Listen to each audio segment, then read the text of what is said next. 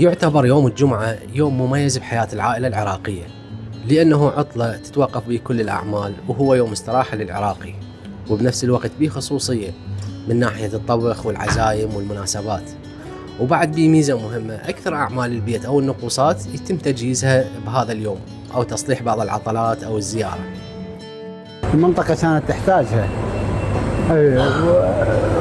جو بارد زين ومساحة كبيرة، واحد يقدر كيف يعني كل شيء، خاصة وفرتوا لنا الخضار، فاكهة ما كانت موجودة هذه بذاك المول القديم. أي فاكهة موجودة. يوم الجمعة طبيعي هنا منطقتنا هنا أكثر الناس تجي تتسوق، يعني يوم الخميس الجمعة، ولو أنا بالنسبة لي الجمعة عندي شغل فنفس العملية باكر راح أطلع من الصبح للمزرعة. يعتبر يوم الجمعة يوم فضيل عند رب العالمين، لأن أكثر الناس يعتبروه يوم استراحة ويوم إيمان وتقوى، زيارة الأقارب، زيارة الأهل، الأخوة، للزيارة يروحون الأئمة أهل البيت سلام الله عليهم، وأكثر الشغلات يعني يقدرون يقضوها بيوم الجمعة، لأن يوم يعتبر استراحة يعني، وحسب طبيعة الإنسان يستغل هذا اليوم لراحته النفسية، لقضاء أشغال ضرورية، إلا بيوم الجمعة يلا يقدر يعني يسيطر عليهن. بالإضافة هو يوم يعني عبادي يعني عند رب العالمين، المفروض الإنسان أن يتقي الله، لأن يوم مبارك الإنسان يسعى إلى رحمة الله، يعني ماكو غير رحمة الله بهالوجود هذه.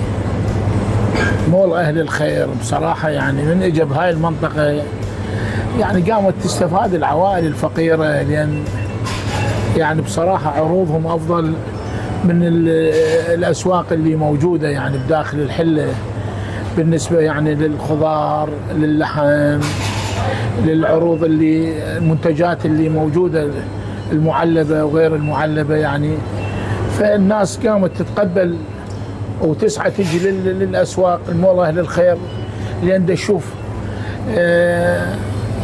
استقبال الأخوة العاملين به يعني بصراحة ما يحسدون، يعني أخلاقهم العالية ويقومون لك بالواجب، يعني بحيث يعني تحس انت يعني مرتاح نفسيا من الطوب يعني، وتشتري يعني من عندهم بصراحة.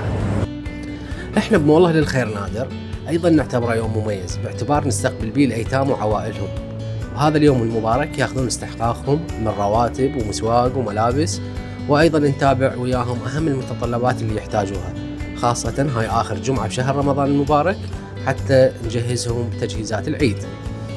الميزة الأخرى بهذا اليوم، كل يوم جمعة نقدم مجموعة من العروض والتخفيضات اللي يستفيد منها الزبون، خاصة البقالية واللحوم والأجبان وأغلب المواد الاستهلاكية. نتمنى لكم يوم سعيد ومبارك مع عوائلكم وأهاليكم، وإن شاء الله يعود عليكم وأنتم بأحسن حال، ويا رب تستفيدون من العروض اللي نقدمها كل يوم جمعة وباقي الأيام. مول أهل الخير نادر، العنوان الحلة نادر الثانية، الشارع الخدمي.